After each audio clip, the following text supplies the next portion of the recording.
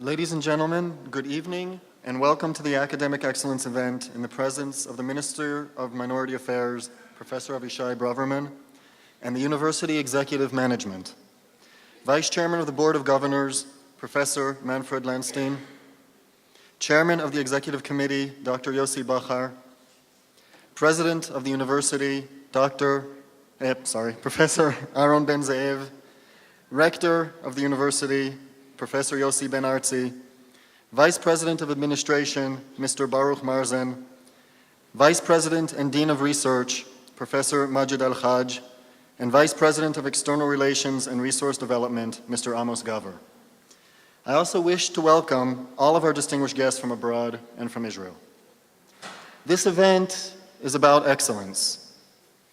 The Roman poet Horace said, "No man ever reached to excellence in any one art or profession without having passed through the slow and painful process of study and preparation.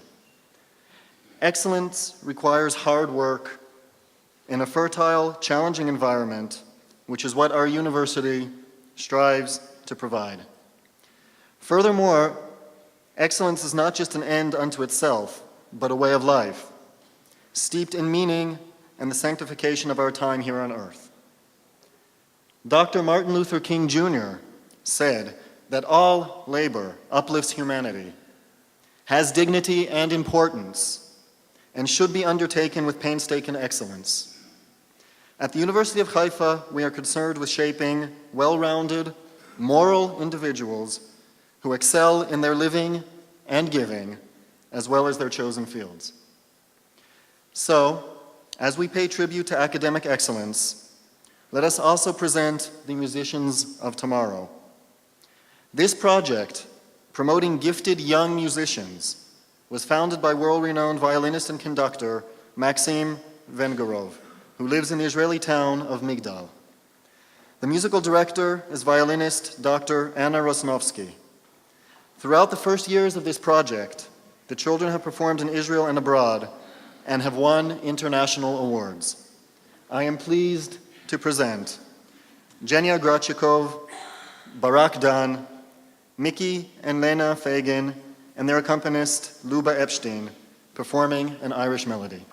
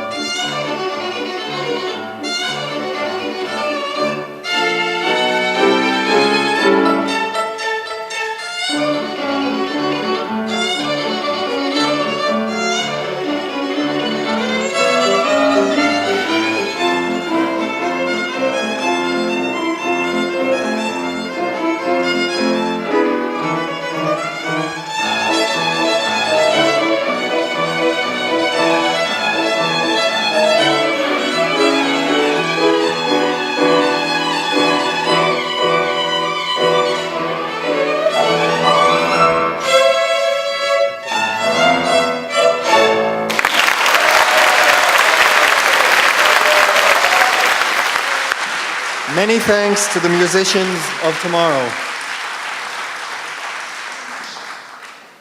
University President Professor Aaron Ben-Zeev has said that the university's two-pronged approach conveys our belief that academic excellence, which is our first and foremost duty, can be vitally expressed in the social fields.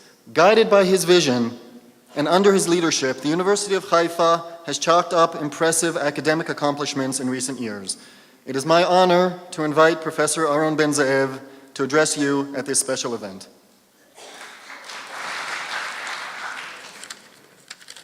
Thank you. Minister of Minorities, my friend Professor Abishi Brouwerman, my friend and former colleague, I may say, and Professor Manfred Landstein, Vice Chairman of the Board of Governors, Rector, Vice President, Vice Rector, members of the board, deans, faculty members, distinguished guests.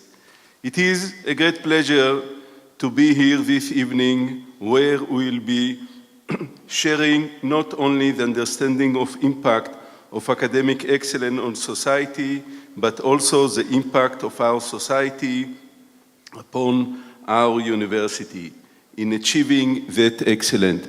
What is academic excellence? What is the essence of academic excellence?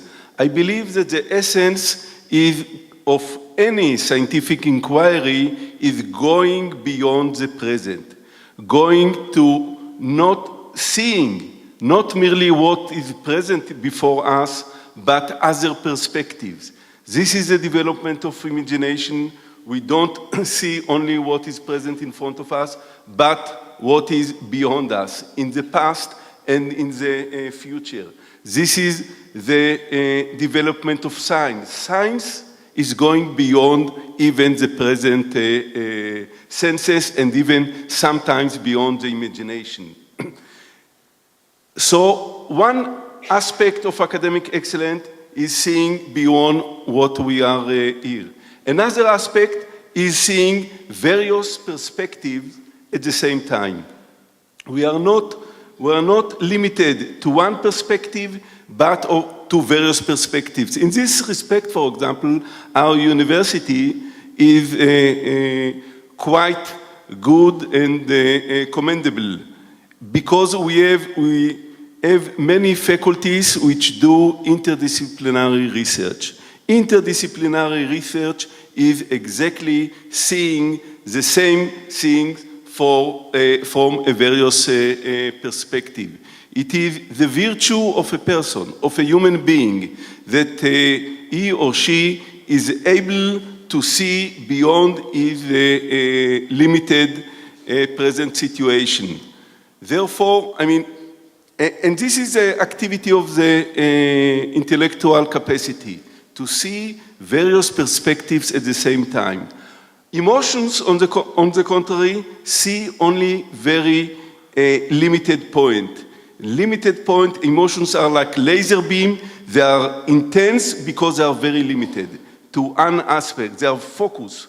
However, intellectual thinking is not focused. It's entertaining various perspectives at the same time. Therefore, we do not, I believe, we do not speak about emotional excellence. There is no emotional excellence since emotion is so limited. The aspect of intellectual thinking is thinking and raising questions that are not regular. Thus, someone said like this: why do service stations lock the bathroom door but leave the cash register unlocked? It is a nice question, yeah, but no one would think of it. We should think creatively. And by the way, also in morality, the moral person is the one who can take various perspectives at the same time, entertain various perspectives at the same time. Extreme people cannot do it. Cannot do it because at the extreme, there is no other perspective. There is only their own perspective. And therefore,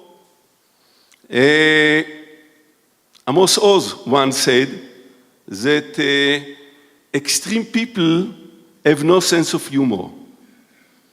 And I ask myself, I heard him on the radio, why this is so?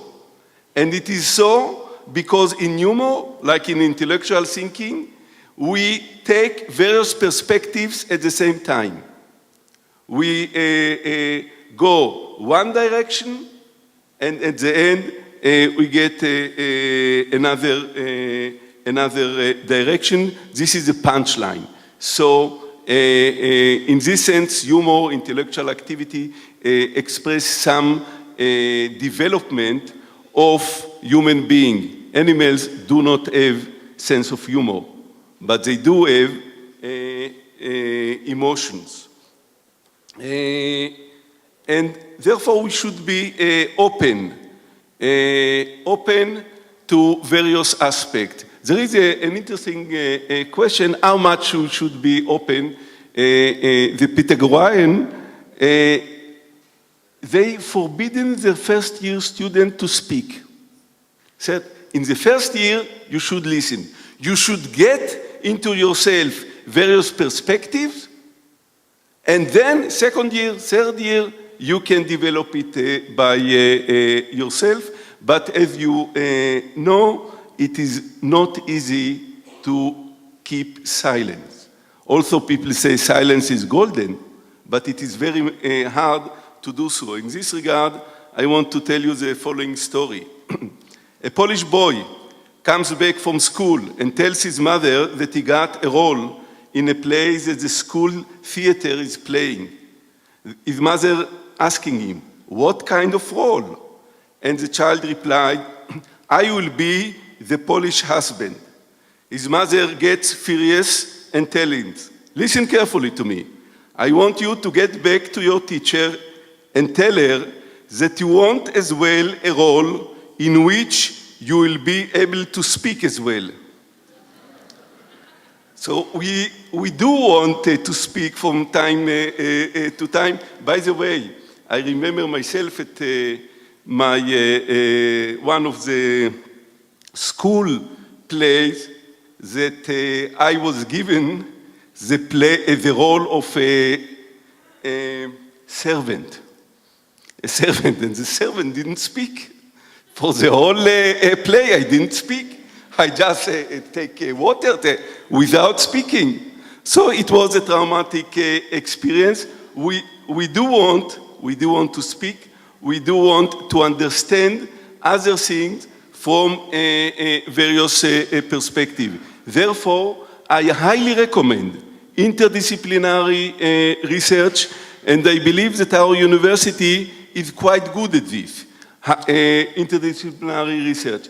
Interdisciplinary research doesn't mean being a little bit good in all areas. In order to be a genuine interdisciplinary researcher, you should be very good in one area and then apply your profound knowledge to other fields.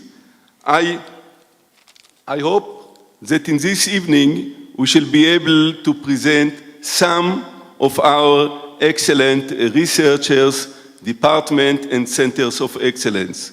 Thank you very much. Thank you, Professor Ben-Zeev. The DNA of the University of Haifa is composed of academic excellence alongside activity on behalf of the community, and it is only natural for us to have Professor Brouwerman, with his heightened social sensitivity, along with his academic excellence, as our guest of honor at this esteemed event. Professor Avishi Brouwerman, the Minister of Minority Affairs, is a longtime friend of the University of Haifa.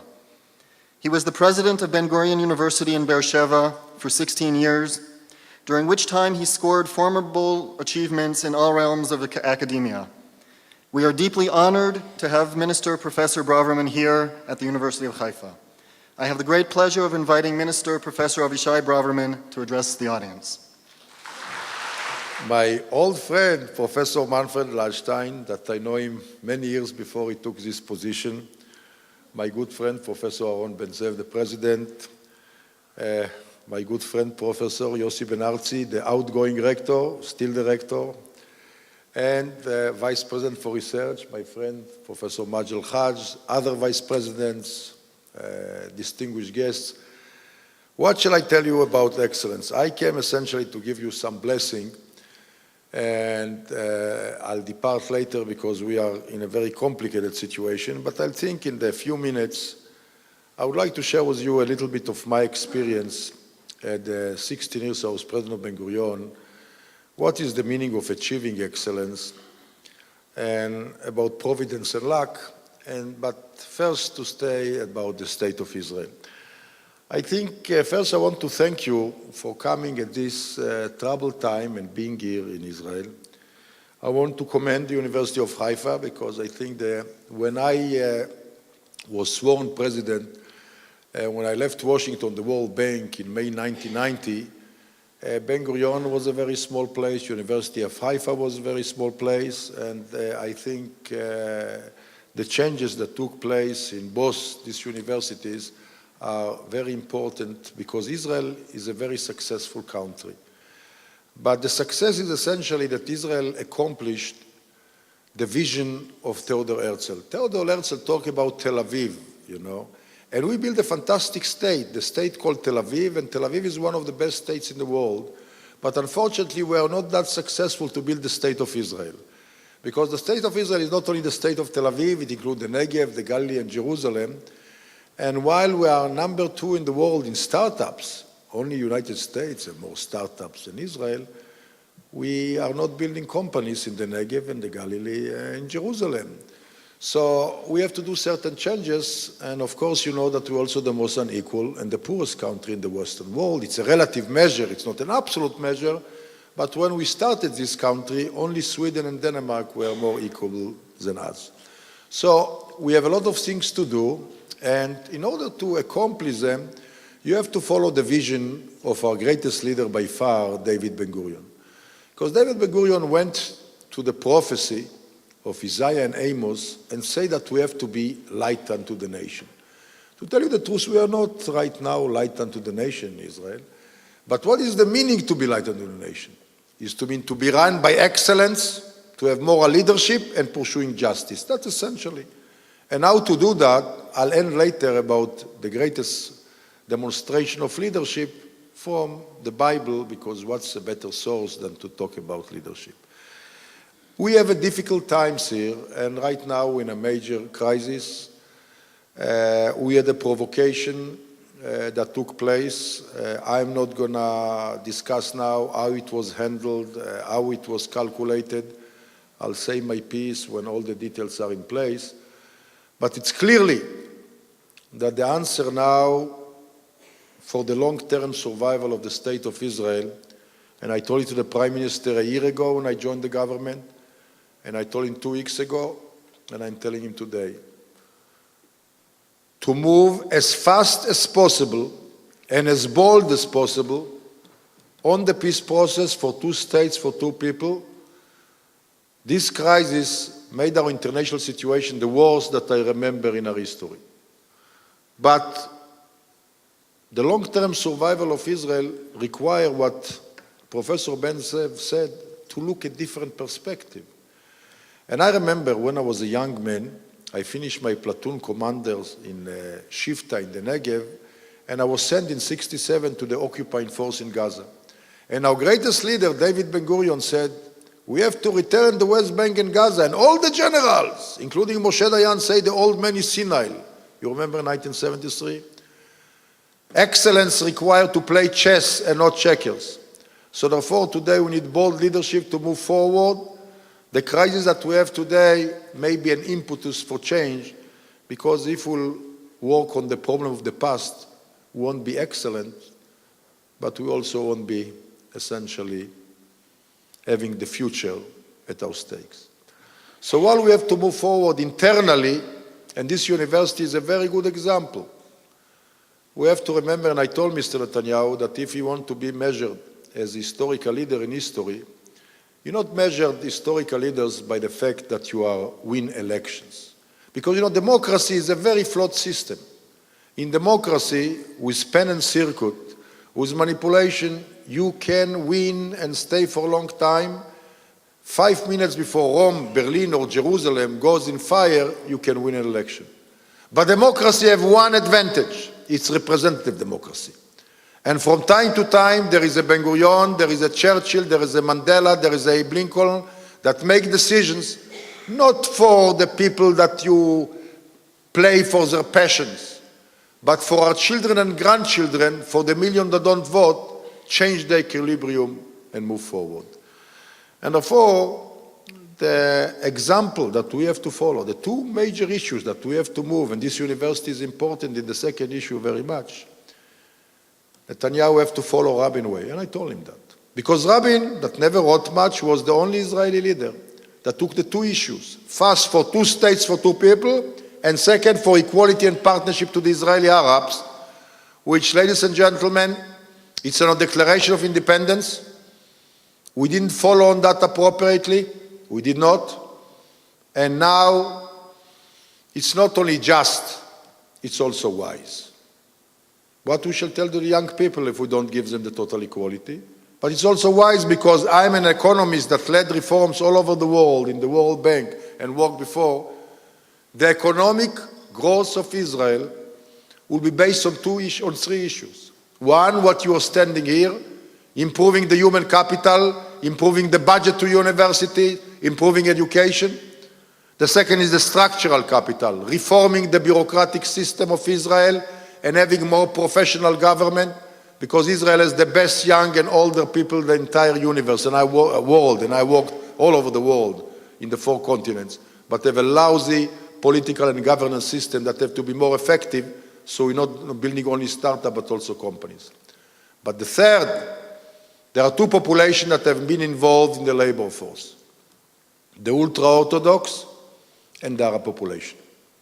The ultra-Orthodox, because David Ben-Gurion allowed 400 yeshiva bocher. How you translate? Anybody here is a... No. Professor Benarzi, for the audience. People that are religious scholars, he lets them not to go to work. Now it's 60,000. If you look at all the period, it's a couple of 100,000. Only 25% of the ultra-Orthodox male go to work. So you don't have to bash anybody. It's bad for the economy, it's bad for the state, and it's bad for the ultra-Orthodox. They know that. So all you have to change a couple of rules and engage them. But when it came to the Arab and Druze population, we didn't do a fair share. And therefore, in this government, we started a major initiative. We start with certain communities with 800 million shekels for housing, for employment, for public transportation. And now, with some of the professors that involve also here, I hope the Council of Higher Education that will give a new budget, the VATAT, for the next 5 years for the universities, part of that will be allocated to opening more the universities appropriately for the support for Arab professors and Druze professors and young Arabs, because it's not only just, it's wise. Economic growth will be based not anymore on Russian migration, which we won't have, not on migration for the United States we won't have, but on the Arab population that is eager, and it's a potential for economic growth here in the Galilee, with the high-tech. You may know that most of the pharmacists in Israel in 10 years, the majority will be Arabs. 25% of the physicians are Arabs. But when it comes to engineers, many of them that finish, here you don't study engineering, but in Ben-Gurion and Technion, they are unemployed. So we're going to change it. We're going to open it and create it, because center of high-tech shouldn't move to Bangalore when they can be done in the Galilee with the appropriate subsidy for the peripheral minority. Why I say that? Because eventually excellence is based on creativity and wisdom. We have such talent in this country, and I tell you, I worked all over the world, but talent also needs leadership. And leadership is the leadership of the future that not only think about what shall be, but also takes these young people and gives them guidance. And in that regard, moral leadership and creative leadership is the key source to lead a place. I'll tell you one of my experience when I advise your board of governors how to behave, and then I'll tell you I end with the Bible and let the learned vice president and researcher speak. And salute outstanding research, not what you see over on TV when you have the new gods of Mammon or the new god of excellence by the rating. This is not excellence, this is rating. When I, May 1990, came from Washington to Ben-Gurion University, and I said I had 5,700 students, 4 buildings with 5 Bedouin students, and I say I'm going to build a university as good as Tel Aviv and park like Stanford, my alma mater. People laughed at me, thought I was crazy. I kept my vision, and then I had miracles. I had people joining me from all over the world, from every place. And when I said 3 weeks ago at the Board of Governors of Ben-Gurion, the 40th anniversary of Ben-Gurion, no offense to Haifa, but 28,000 students voted Ben-Gurion University #1. We built more than $1 billion. We did the things. We built scholars everywhere. Why? Because we believe that it can be done. We didn't listen to the people that gave me the reason that it cannot be done. So if you believe you accomplish a lot here, and if you're going to make this even more powerful center of excellence and integration of Arab and Jews and Druze, as an example, don't listen to the people that tell you things are impossible, people that give you the reasons why not, because excellence is based on commitment, on belief. And in that regard, it also needs morality, because you can manipulate today.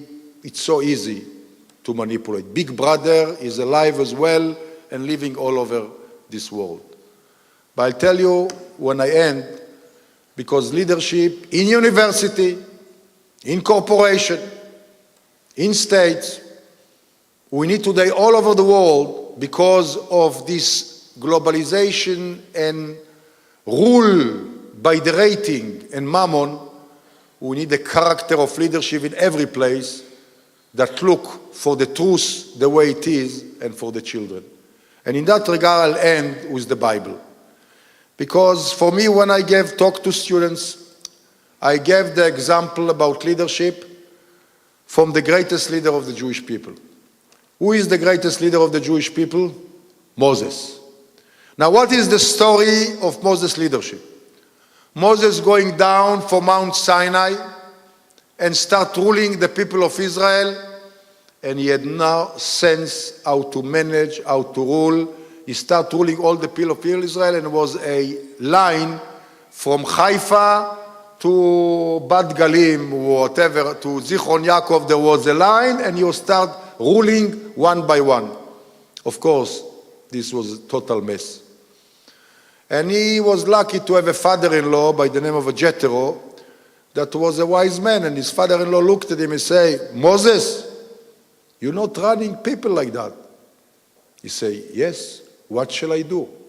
He has emotional intelligence, because IQ is not so important to be a leader in any place, because everybody in this room have IQ to be president of university and president and chair and prime minister of a country. Believe me, everybody has the IQ. The important part is the emotional, the EQ. And Moses, as Ben Zev say, and Moses listens. He say to Jethro, what shall I do? And he say, in Hebrew it's better, I'll translate, קח לך אנשי חיל, דוברי אמת, שונאי בצע, יראי אלוהים, אתה תשפוט את הדבר הגדול, הם ישפטו את הדברים הקטנים. And what Jethro tell to Moses, take to you powerful people who speak the truth, who are not greedy, and who are following God. You'll judge on the great thing, they will judge all the other things. Moses does exactly what Jethro, because he knew to listen. He didn't lead an operation by himself that he teach everybody how to do so. And with one exception, if you read your Bible, it's written, and Moses ruled upon the difficult thing and not the great thing, they say. So one of our greatest rabbi, Rabbi Shlomo Yitzchak Hirashi, is asking, What is the difference between difficult and great? Jethro have some political wisdom. He say, rule upon the great things that give you publicity. You be in Channel 2, in Yediot Ahronot, in Israel Hayom. People will talk about you. No. Moses rule about the difficult things. About decisions that you're doing that change the future of our grandchildren and willing to pay the price. And therefore, if you want to pursue excellence, if you think about the children that will work in this country together, you have to follow the leadership of Moses. Do what is true for the future, what is difficult, and then maybe you will be punished, but you will deliver the goods and make this university a great one, even greater than it is today. Thank you for the honor to speak upon you.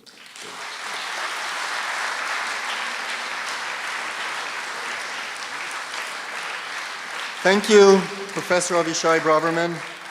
I wish to once again invite the President of the University, Professor Aaron Ben-Zeev, and Vice President, Professor Majid Al-Haj, to present a gift to Minister Avishi Brouwerman.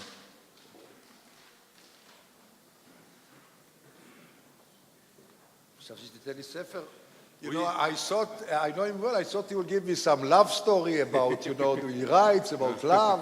No, you see, we know that ministers are not allowed to get a present worth more than 250 shekels, something like this. I never take presents, but I accept books. So I decided to draw a picture of mine, which is much less than 250 shekels.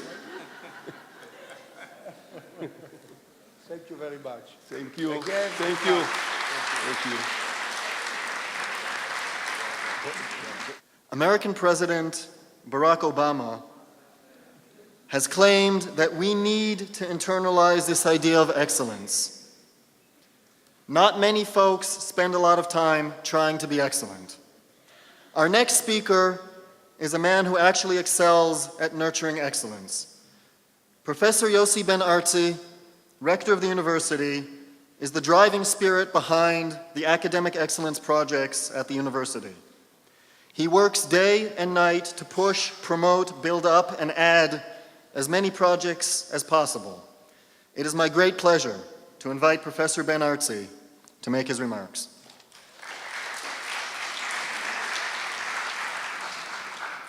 Thank you very much for this promotion. You have to understand that nobody can do it alone. As Professor Brouwerman just said, take some judges and they will give you some advice. So I took advice from almost everybody that I could have, from the deans, from the faculty members, and this is why we can celebrate today such a night. But since Professor Brouwerman, Minister Brouwerman, is still here, I would like to use this opportunity that he mentioned one of our great leaders, Theodor Herzl, and to correct a bit historical, because, I can't without it. And it's a common mistake that Herzl wrote about Tel Aviv, Avishi. And I tell you why. Alt-Neuland was written in German, of course. When it was translated into Hebrew, the translator took something, Bible, as I said, as we see now. He took a piece of the prophecy of Yechezkel. And he took the name of Tel Aviv, because Tel Aviv was the opposite to the disaster of the deportation, the first deportation to Babylon. But if you read Alt-Neuland and you read Herzl, who never visited Haifa, he described Haifa as is it today, even with this university on the top of the mountain. And I can tell you another story about it. Stop me when I'm too much in history. That the people founded Tel Aviv 10 years later, after Herzl visited this land. By the way, he was so sick and he hated the very day that he landed on the shores of Jaffa and went to Jerusalem. And you have to read his diary in order to understand it.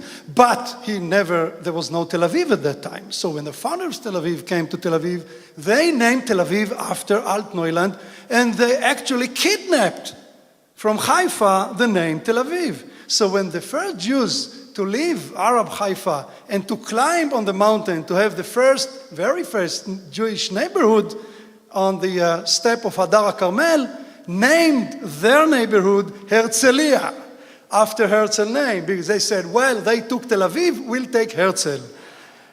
So that was a piece of history. And another secret that I just discovered, Aaron, after 10 years, I understand why you became a lecturer. A trauma of a servant when you went 6 years old. Okay, everything going back to school and parents, psychology.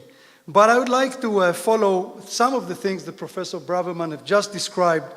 And you know that we look with a lot of admiration toward what you have done in Beersheba and Ben Gurion University. And we strive to do much the same in the last couple of years. I mean, as a common effort of all people who are sitting here. And we put really excellency as the vision of this university. But this is a vision, and it might remain on the wall or on a slide.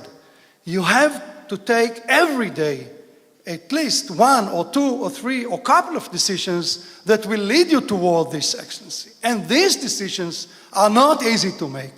This decision, as you have just mentioned, will always bring a lot of criticism, a lot of sometimes, you know, even a bad criticism about your way of thinking, about your way of planning, about your considerations, how to promote excellency and to put excellency not just as a word, not just as a phrase, but as a real principle of action.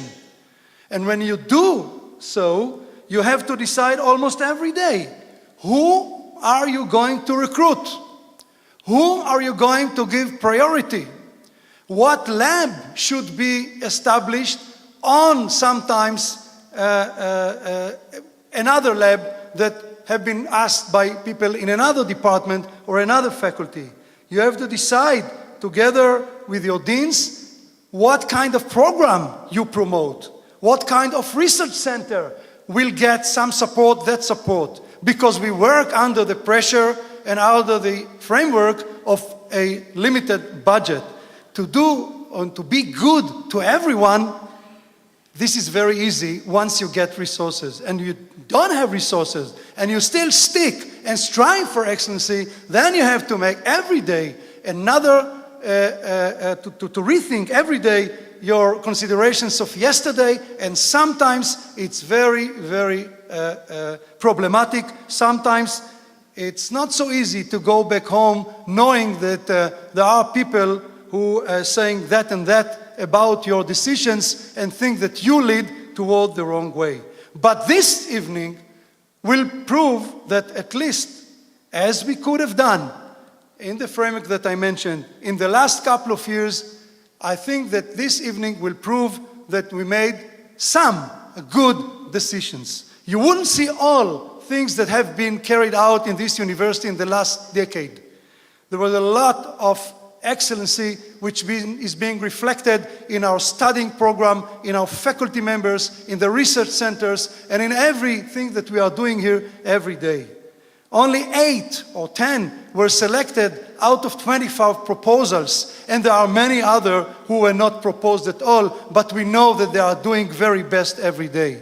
But there is the best, and sometimes things that you have to decide what to represent or what to show to our guests and to our people. It means, by the way, that we can secure another evening of excellency and a tribute to excellency in our next Board of Governors meeting next year, because there is a lot to show of what we have done in the university, because we were really dedicated to only to this one criteria, that every shekel, every dollar that we are going to invest in the university life will be directed toward the achievement, toward the excellency, not as a word, but as proof. In research grants, in teaching, in establishing our labs, everything was oriented toward one thing, to be an institution that may compete with Ben Gurion and with Bar Ilan and with Weizmann and with the Technion. And I'm very proud to say that nowadays, at least in these fields you'll see here, and in many others that you don't see, we can compete neck to neck with these institutions.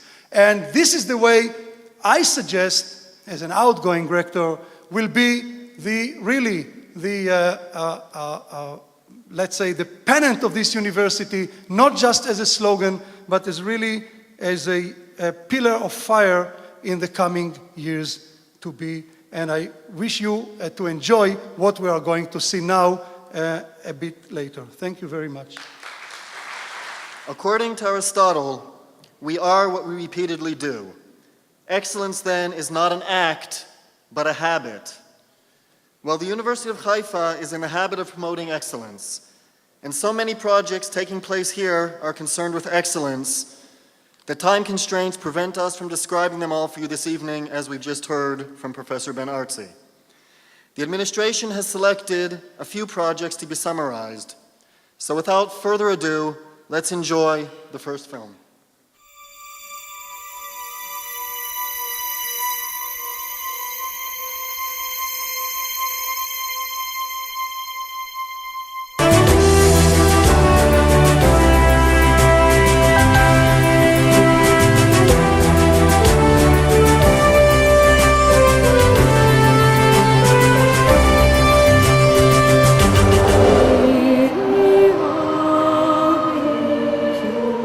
Every third child in Israel lives below the poverty line.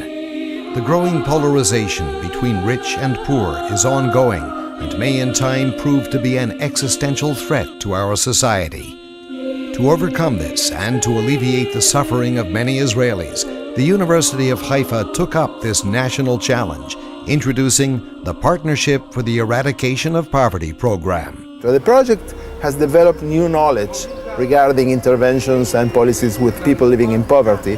This is a new model of using the university as a platform for social change.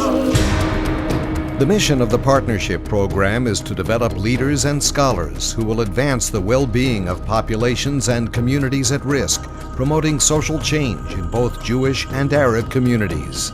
נכנסנו כולנו, נרתמנו לאיזה משהו שהוא גדול יותר מכולנו, בלי ההבדלים, בלי הצבעים.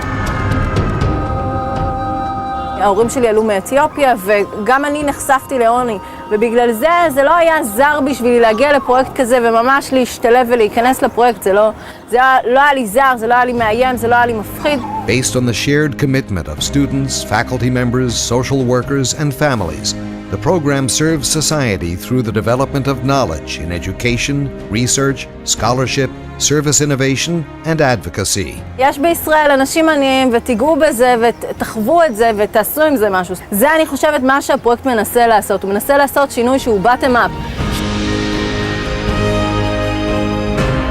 We feel that we are in the right road to develop a new leadership, professional leadership, social leadership of the new generations of leaders of the Israeli community. The school's unique program introduces new knowledge related to intervention and social services and is helping to create the next generation of exemplary social workers and educators who are leading the fight to eradicate poverty in Israel.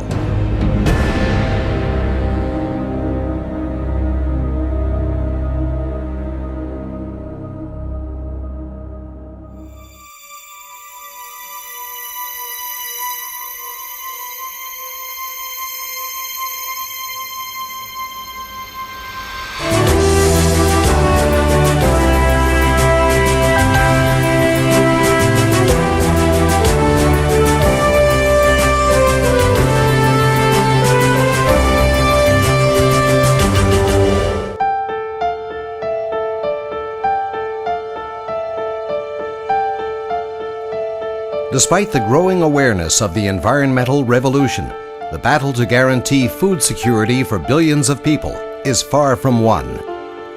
Ballooning populations, changing demographics, and inadequate poverty intervention programs have eaten up many of the food production gains of the last century.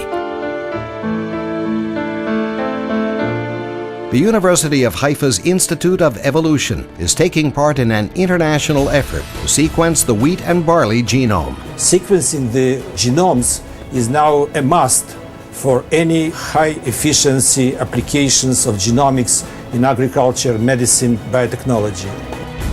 We can use wild emerald wheat gene pools to improve cultivated wheat, to improve yield, and therefore support continuous growth of human population.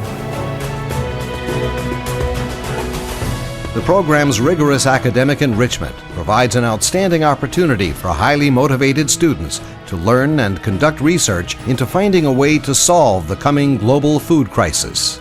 Graduates of the Institute of Evolution program are at the forefront of biotechnology development and will play a vital role in sustainable food production for the uncounted billions of the world to come.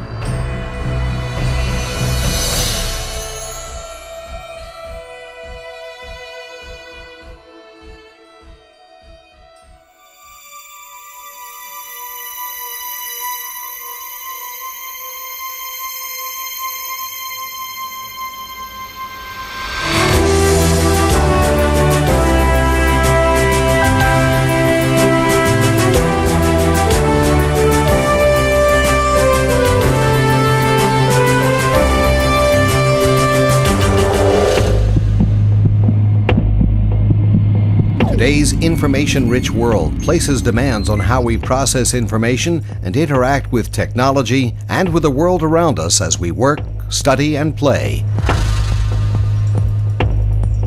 To meet these challenges, the University of Haifa established the Institute of Information Processing and Decision Making, also known as IIPDM, where senior researchers can investigate all aspects of human cognition. What happens in everyday life is that we are flooded with information. Some of it we are not aware of, but it influences our own behavior. The research asks questions such as, how do people divide their attention between several events? How do people remember, and why do they forget? We hope to be able to see just how road signs affect drivers. Are they distracting? Does it cause more accidents? Studies among school children in Israel show that 10 to 15% of students struggle to read. A laboratory at the IIPDM presents texts to students in different languages while tracking the movement of their eyes with a high-speed camera as they read. What has been happening in cognitive psychology is that the more we learn, the more we know how little we know. So there is a great deal to discover. פרס ישראל בחקר הפסיכולוגיה מוענק לפרופסור אשר קוריאט. The IIPDM has been successful in winning grants from many sources, and it is certain that many of its technological breakthroughs will soon become part of our everyday lives. As one of his 5 maxims for creative excellence, Albert Einstein said, "The important thing is not to stop questioning." Now, what is research if not the deepest form of questioning? Professor Majid Al-Haj, Vice President and Dean of Research, is world-renowned for his expertise in multicultural studies, as well as powering the entire research infrastructure at the University of Haifa and playing a pivotal role in building its international reputation for outstanding accomplishments in research. I am honored to invite Professor Al-Haj to take the floor. Thank you.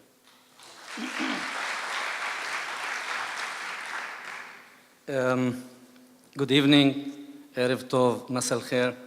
Professor Abishi Brouwerman, my friend, Minister of Minority Affairs, Professor Manfred Landstein, Vice Chairman of the Board of Governors, Professor Aaron Ben-Zeev, President, Professor Yossi Ben Artzi, Rector, Vice Rector, Vice President, distinguished guests and colleagues. The Rector started his speech by telling you some small secrets. And I also want to tell you another small secret. Minister Brouwerman wanted to leave after his speech. And he said that I will hear only Professor Yossi Ben Artzi. So I said, listen, this is a sort of discrimination. And at the end of the day, you are the Minister of Minorities. And I'm coming from a minority group.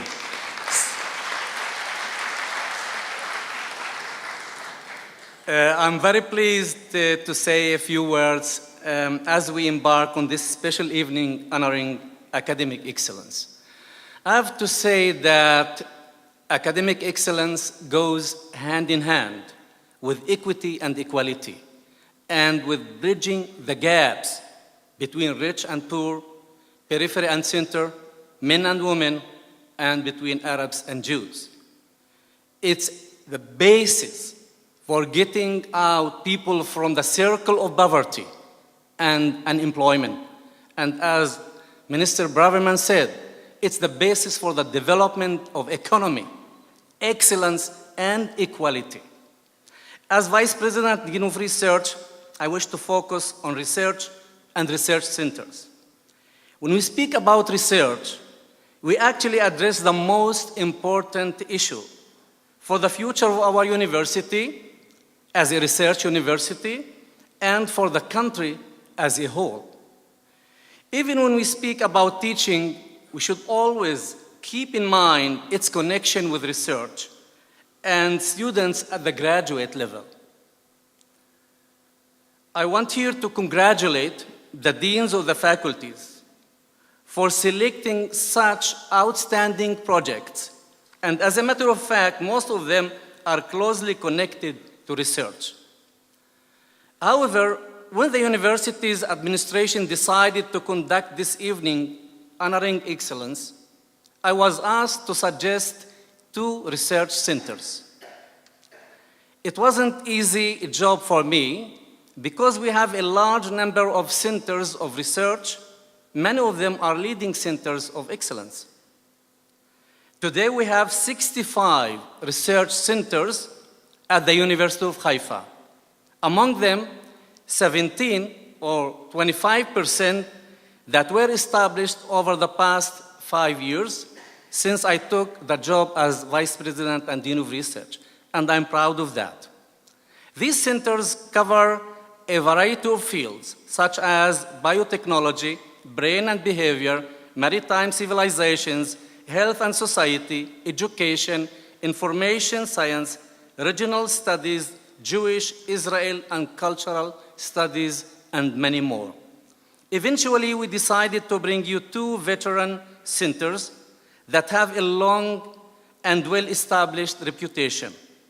It goes without saying that we also value initiatives by our young researchers, and I very much hope that in the future they will have also the chance to present their product and achievements for the Board of Governors. As you could see, the selected centers are the Institute of Evolution, chaired by Professor Avraham Korol, and the Institute of Information Processing and Decision Making, chaired by Professor Asher Koryat. And I salute both of them. The Institute of Evolution was established nearly 35 years ago by Professor Ebi Nevo, among the first research centers at the University of Haifa. The uniqueness of this institute lies in its interdisciplinary approaches, and our president indicated the importance of interdisciplinary approaches and interdisciplinary research. As a matter of fact, this issue forms the basis of our vision at the Research Authority. And as a person who is interested in minorities and diversity, I can say that this center is also unique in the way it has been a framework for hosting scientists from different cultures all over the world, and for absorbing immigrant scientists from the former Soviet Union. One of them has eventually become the chair of the center, Professor Avraham Korol. As to the Institute of Information Processing and Decision Making, it was established nearly 30 years ago by Professor Asher Koryat and Professor Amnon Rapaport. This center is unique also in many respects. First, it operates like a research kibbutz. It has 8 senior researchers and many research fellows sharing the same facilities and working in a socialist way, even while socialism disappeared from the scene. Second, the Institute combines research with graduate teaching.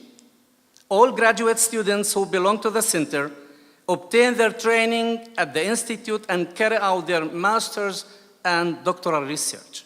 Thirdly, the Institute is associated with the Minerva Center for Cognitive Processes and Human Performance, which is being activated together with the Technion.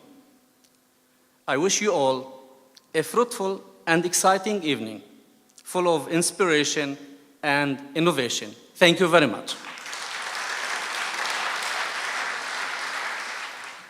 The ancient Greek definition of happiness, said John F. Kennedy, was the full use of your powers along lines of excellence. Excellence is a self-propelling notion, providing personal fulfillment as well as major contributions to society. On both issues, I have been asked to say a few words. During the last few years, the university has made the advancement of science one of its main goals. With the establishment of the Leon Charney School of Marine Sciences and the Dr. Moses Strauss Department of Marine Geosciences, both within the Faculty of Natural Sciences, the university has joined in on the exploration of one of the last great unknowns on our planet, the ocean. It is here that I personally have found my academic home, dealing with important issues that have a direct impact on society, such as submarine landslides, coastal construction and erosion, and shallow gas seeps in the seafloor. I am sure that the future holds many great discoveries for us. Let us once again watch the screen.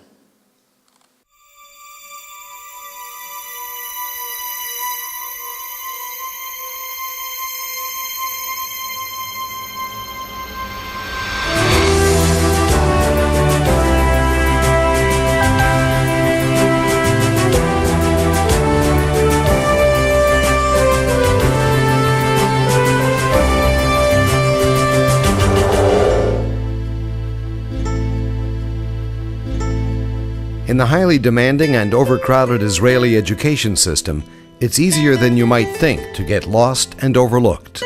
جيت عند المعلم قلت له استاذ ما بعرفش اكتب ايش طلع علي يقول لي انا شو بدي اعمل لك شو شايفيتني شو بدي اسوي لك.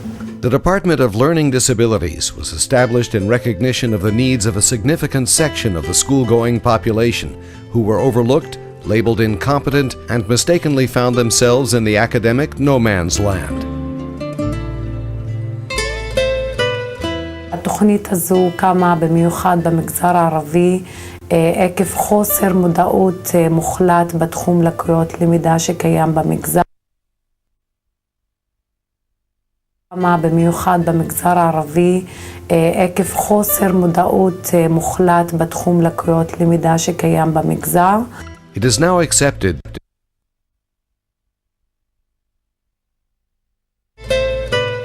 התוכנית הזו קמה במיוחד במגזר הערבי עקב חוסר מודעות מוחלט בתחום לקויות למידה שקיים במגזר. It is now accepted that with the right kind of help, these individuals can fully contribute to society and can achieve greater personal fulfillment and a higher quality of life. ומה שמדהים לראות זה שכשנותנים למורה את הכלי שהוא מבוסס על תיאוריה, פתאום ישנם הישגים. ילד למשל שהמורה חשב שתמיד יהיה דיסלקט, פתאום קורא ונהנה. The department currently teaches and supervises over 200 students at the MA, PhD, and postdoctoral levels. The MA program trains both Hebrew-speaking and Arabic-speaking professionals in learning disability diagnosis among all age groups, from preschoolers up to university students. הרבה פעמים אצל הילדים האלה, מה שהכי עצוב זה התחושה הזאת שמלווה אותם, תחושת הכישלון שהם לא ידעו לקרוא. והנה הוא מצליח והוא מתקדם, זו תחושת סיפוק אדירה. سويت امتحان دخول للMA بالإنجليزي يعني وزبطت به وخلصت التوعر وجبت علامات. With several senior faculty members being recognized as world leaders in their fields, the Department of Learning Disabilities at the University of Haifa is the only one of its kind in Israel and one of the leading learning disability research centers in the world.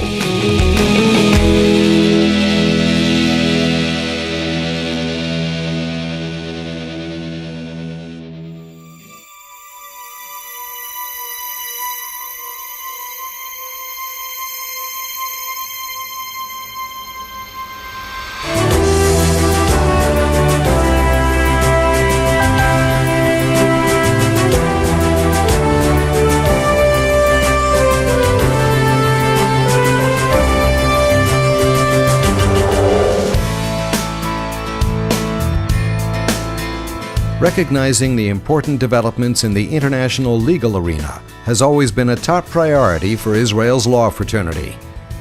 The University of Haifa has become the European Union's only Action 3 partner of the European Master Program in Law and Economics, known as EMLI. The university, together with the Erasmus Mundus Grants for European students, allocates grants to 10 European EMLI students who study their third term in Haifa each year. So far I'm very happy with the choice of coming here. I think the University of Haifa is a nice place, it's beautiful surroundings. You have more interactive learning, like it's not that just the professor speaks up front. You have discussions between the different students. This unique exchange program was recognized by the European Commission as one of the 2 best exchange programs for master law students. 10 Israeli students are admitted to the program annually and are integrated into senior positions in academia and practice once they graduate. Other programs on offer at the University of Haifa Faculty of Law include a joint PhD in economics, where law and economics students from around the world are invited to complete a doctorate in collaboration with several universities. And the plaintiff says, I don't want $500,000, I think I deserve $750,000, so let's just go to trial naked. Recently, one faculty member, Dr. Oren Ghazal-Eyal, was accepted as a member in the renowned Global Young Academy of Scientists. The University of Haifa has acquired a place of honor in the legal global village.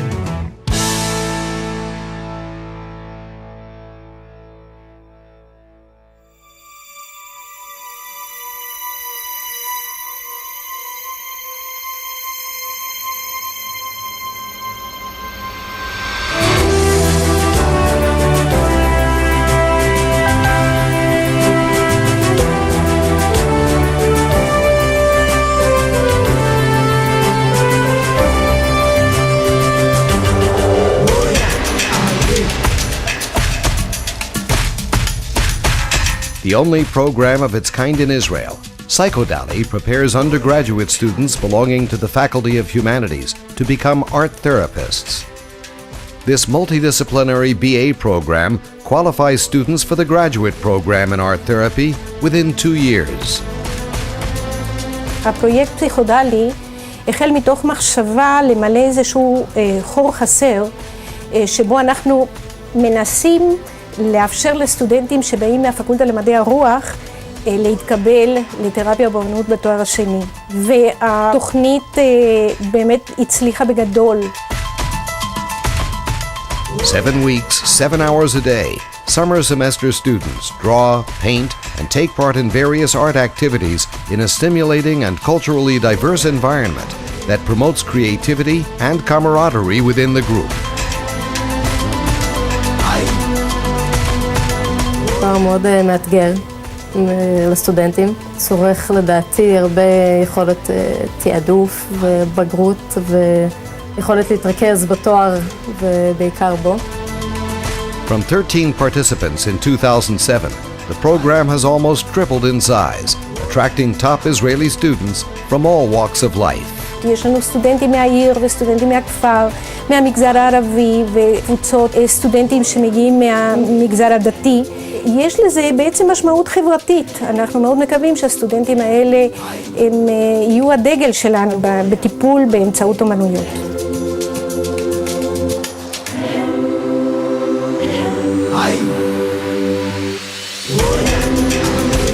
The success of Psychodali is rooted in its academic excellence and professionalism. Please welcome a University of Haifa alumnus with a degree from the Faculty of Economics and Mathematics and the Department of Accounting, Mr. Reuven Ablagon, who has repeatedly proved his excellence in the business world, including as the founder and guiding force behind leading investment house Rosario Capital Limited.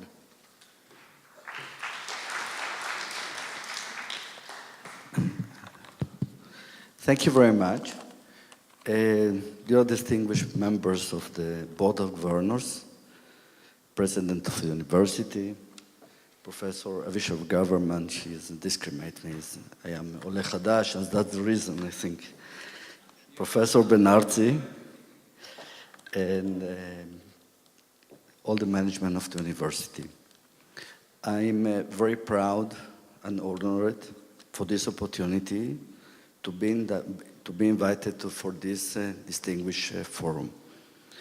My name is Ruben Evlagon, graduated in the university from 1976.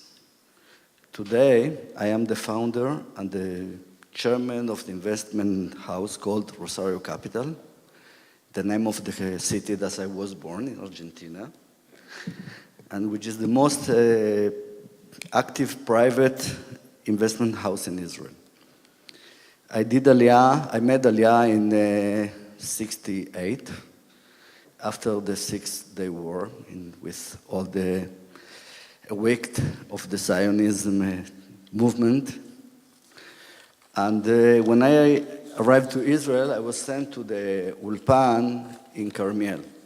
I was arrived alone, without family. And I went to Carmel to learn Hebrew. It was a small city. It's not city, it's 500 people live there. And I reached the university for the 6-month program of academic preparatory courses, Mechina Akademית, I don't know how to say. And such I consider the University of Haifa my first house in Israel. My first home, the first place that I'd meet people, Israelis, Sabras, Arabs, Druze, friends. And I met many professors, like Aleph Bet Yoshua was a member of in this time of the management of the course.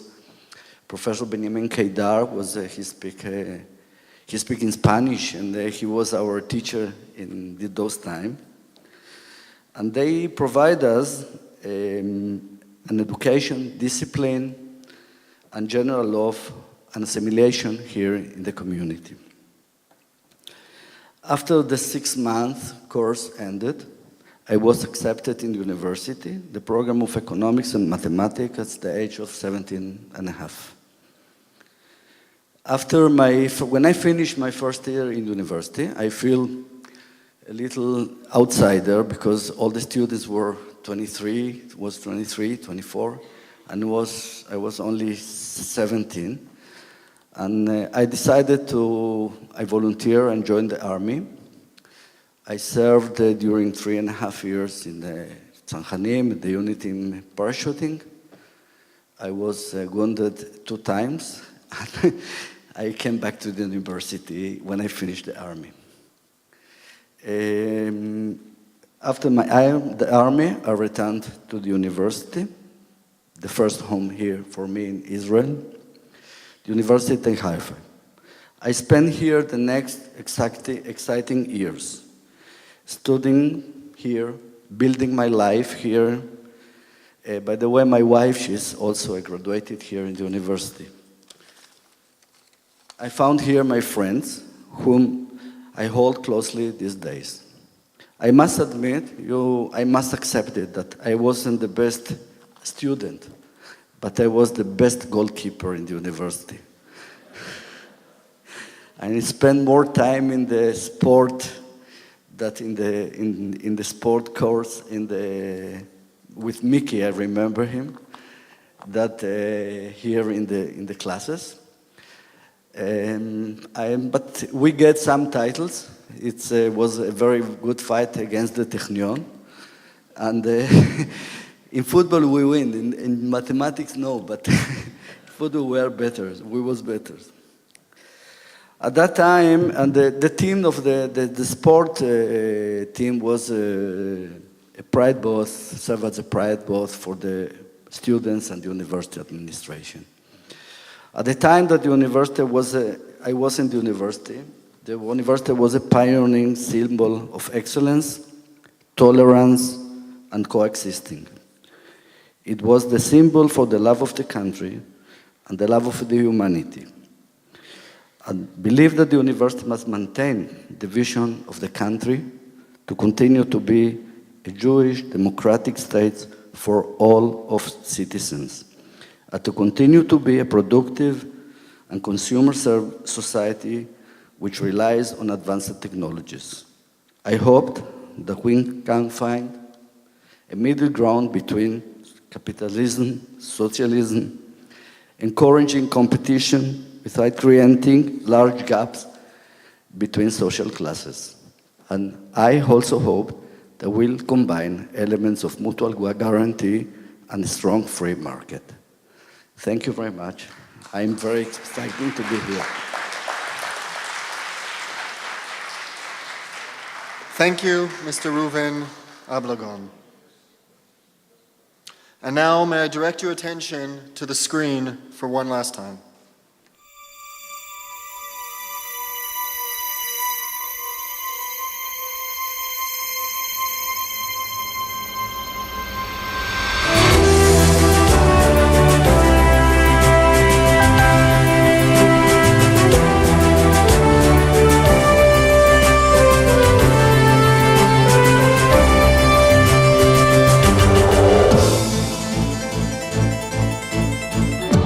Global leader in neuropsychologist training, the University of Haifa's clinical neuropsychology program is one of only 2 Israeli programs that offer training with a clinician-scientist model in mind. My basic research interest is how the brain processes emotion.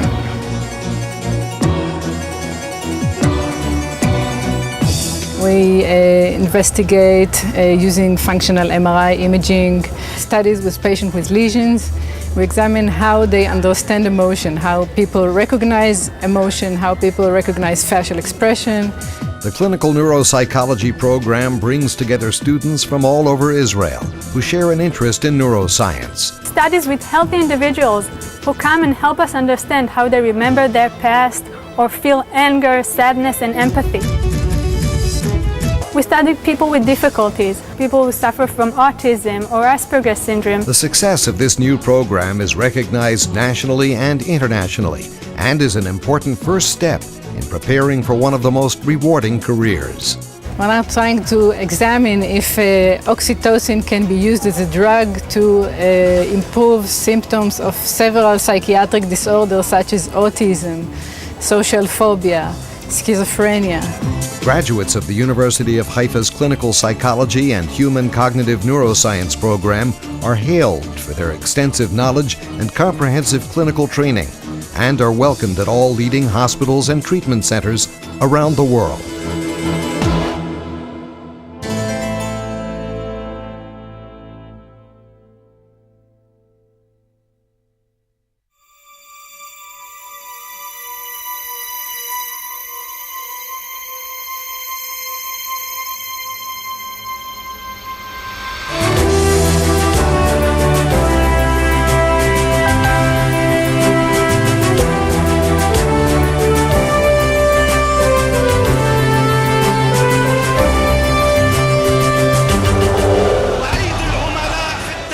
As the 21st century unfolds, technological advances are presenting Israel with new security challenges and risks. In particular, the role of intelligence officers in the Israel Defense Forces has become more and more complex. The Lilies program was established by IDF Intelligence in cooperation with the University of Haifa, with a mission of training an elite group of intelligence research officers that will spearhead intelligence research in all IDF corps. זה לא מובן מאליו שאני בעצם לובש מדים ולומד באקדמיה, זה לא מובן מאליו לסטודנטים פה, ובטח שלא לחברים שלי בבית שהם עצמם משרתים צבא. עברנו מיון די ארוך, הרבה שלבים, וזה מה שאומרים לנו שכן, שנבחרנו בפינצטה. המוטיבציה צריכה לבוא קודם כל מהמקום הערכי, אבל לא תהיה לזה הרבה משמעות לבוגרים של התוכנית אם הם לא יהיו אנשים שמסוגלים להשפיע. Each year, after a rigorous screening process, the program accepts a small number of elite students who follow a double major curriculum focusing on addressing the long-term security needs of the country. בשנה הראשונה החניכים בוחרים אחד מתוך 4 חוגי בחירה, שזה מדעי המחשב, מתמטיקה, כלכלה ופילוסופיה. המטרה העיקרית של החוג זה לפתח דווקא את היכולות החשיבתיות.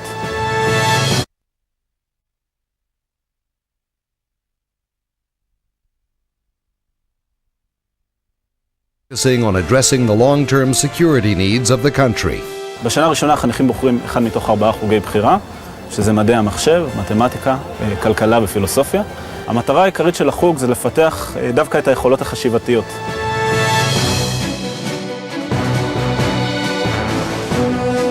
Following training, students become junior officers and are positioned in a variety of fascinating and significant roles in the heart of intelligence units throughout the IDF. The combination of academic knowledge and an unparalleled background in military intelligence ensures graduates gain invaluable insight, giving them the know-how and experience they need to meet the security challenges faced by Israel in the years to come.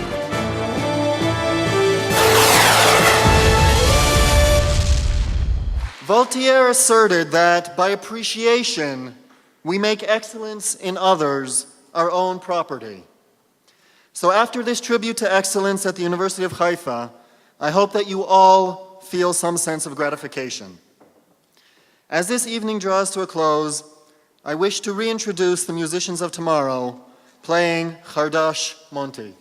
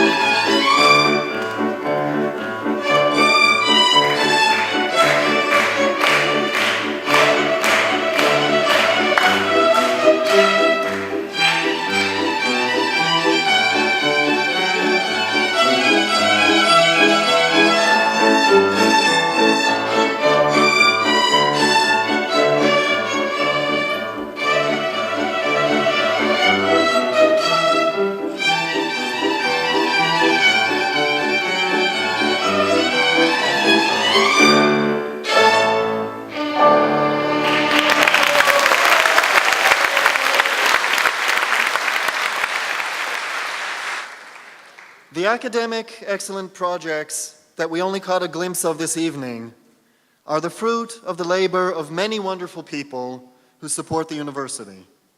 Their support enables us to continually develop unique projects that will most certainly pave the way to worldwide breakthroughs in multiple realms. We appreciate your being part of the University of Haifa's family. Ladies and gentlemen, thank you for being here with us.